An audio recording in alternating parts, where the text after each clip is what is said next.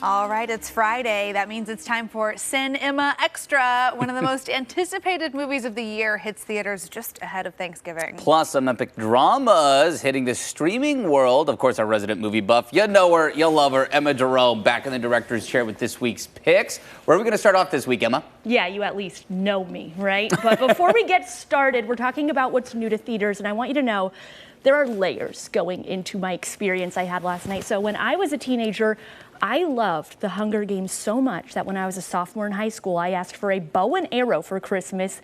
I got one, and I would literally run around the woods shooting arrows at trees, which you are not supposed to do. I loved The Hunger Games so much that it's the reason, or part of the reason, that I had a Pinterest board dedicated to just Jennifer Lawrence. So to say that I was excited when I heard they were releasing the prequel movie is an understatement. But new to theaters, The Hunger Games, The Ballad of Songbirds and Snakes. The Hunger Games, they're to punish the districts. Those tributes don't have a choice. Your role is to turn these children into spectacles, not survivors. Now about 10 years old, the Hunger Games movies ran so this film could soar. This is the movie I have been waiting for. It takes place 64 years before we meet Katniss Everdeen in the events that would follow. Drama, intrigue, love, madness. This movie compelled something in me that I haven't felt in the theater in a long time, and I go to a movie every week at least. There were these little callbacks or call forwards here and there, and they were just perfect.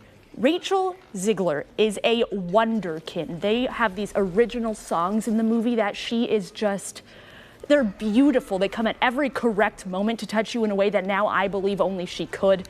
Tom Blythe as a young Coriolanus Snow. You see the makings of a madman. This movie was perfectly cast. It was visually stunning, and it filled in me something I didn't know was empty. Can you guys tell that I really like this movie? It was a nostalgia-colored mega hit. Who's to say what a perfect movie is, but I will tell you this, I will be seeing this movie again in theaters.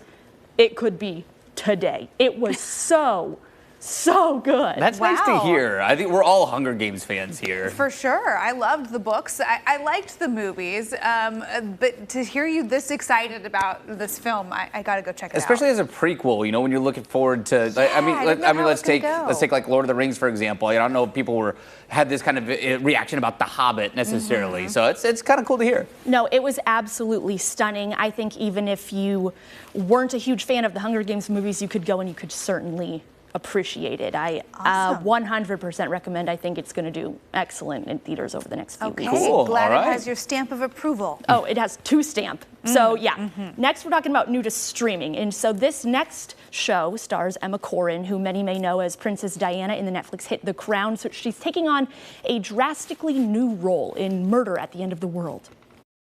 When they're trapped at the end of the world, you have to make this life livable. there's no going back. Welcome. It's so exciting to see you all here.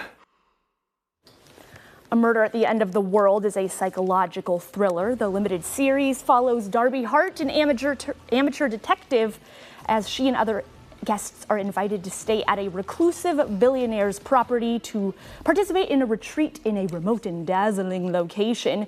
When one of the guests ends up dead, Darby must use her skills to figure it out.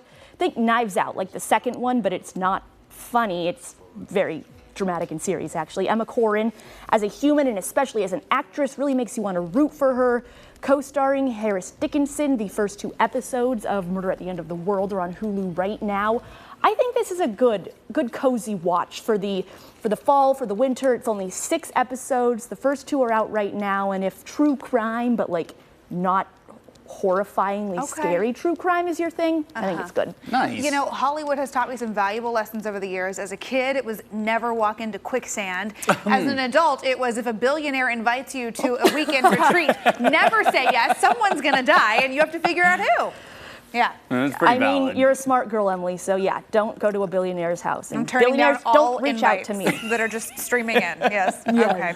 All right, what's last but not least? Yeah, and because this is a segment of my own creation and I can do whatever I want, this next feature isn't something that I suggest you watch, but it's a movie that I am highly anticipating, and unfortunately for all of you, it is another Marvel movie.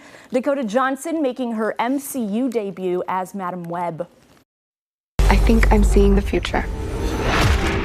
New York City's a whole new level of crazy these days. What do you want from me?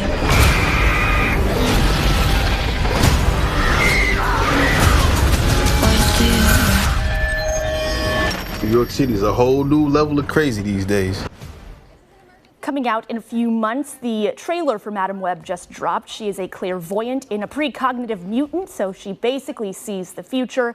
It follows Dakota Johnson as Cassie Webb as she tries to survive with three powerful women and their powerful futures. I think she's going to be a great add to the Marvel Cinematic Universe, co-starring Isabella Merced, Celeste O'Connor, and Sydney Sweeney in a wig.